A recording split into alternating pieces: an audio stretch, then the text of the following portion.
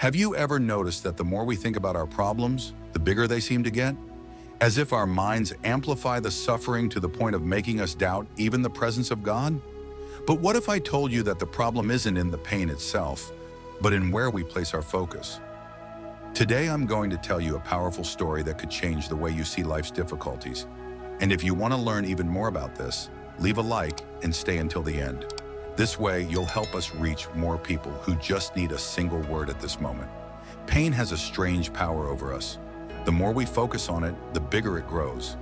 It's as if every negative thought is fuel that feeds our suffering even more. Have you ever noticed that? When something hurts us, we talk about it all the time, repeat the same phrases, relive the same scene in our minds, and without realizing it, it becomes even bigger than it really is.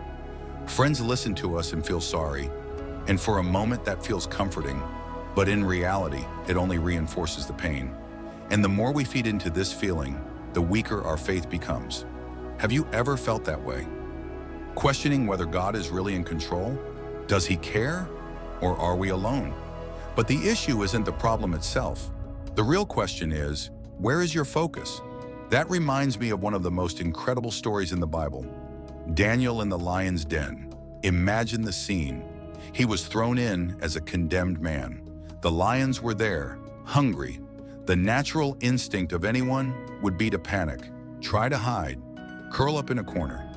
But the Bible says something surprising. Daniel slept that night. Have you ever stopped to think about that? How can someone sleep surrounded by lions? If he had been focused on the danger, he wouldn't have been able to. But he chose to focus on God. He didn't look at the lions, he looked up. And that was exactly what changed everything for me during one of the hardest moments of my life. I remember it perfectly.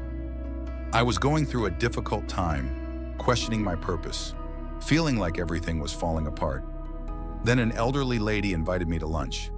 It seemed like a simple invitation, nothing special. But after lunch, she took me to her apartment to show me something. When we entered, she pointed to a painting on the wall. It was an image of Daniel in the lion's den. And then she asked me, "What do you see?" I looked closely at the painting. I saw the lions, of course. I saw the scattered bones on the ground. I saw Daniel standing in the middle of the den.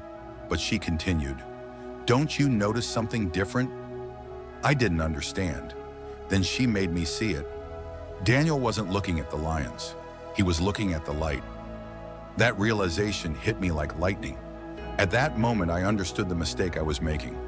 I was so focused on the problem, so consumed by the pain, that I had forgotten to look at God. The truth is, our mind is a battlefield. What we choose to focus on can either strengthen us or destroy us. Fear paralyzes us. Doubt makes us question what we already know.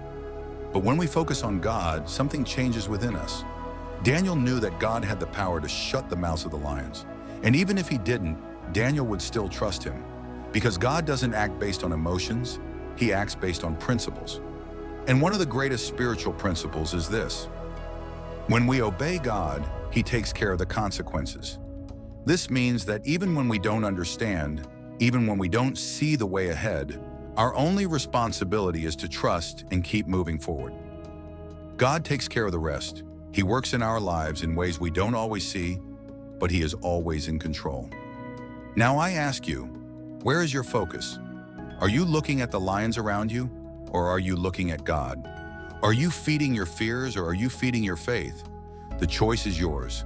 But one thing is certain, whatever you focus on grows. And if this message made sense to you, then don't stop here. On the screen right now, you'll see other videos that will help strengthen your faith and see challenges in a different way. Click now and continue this journey with me.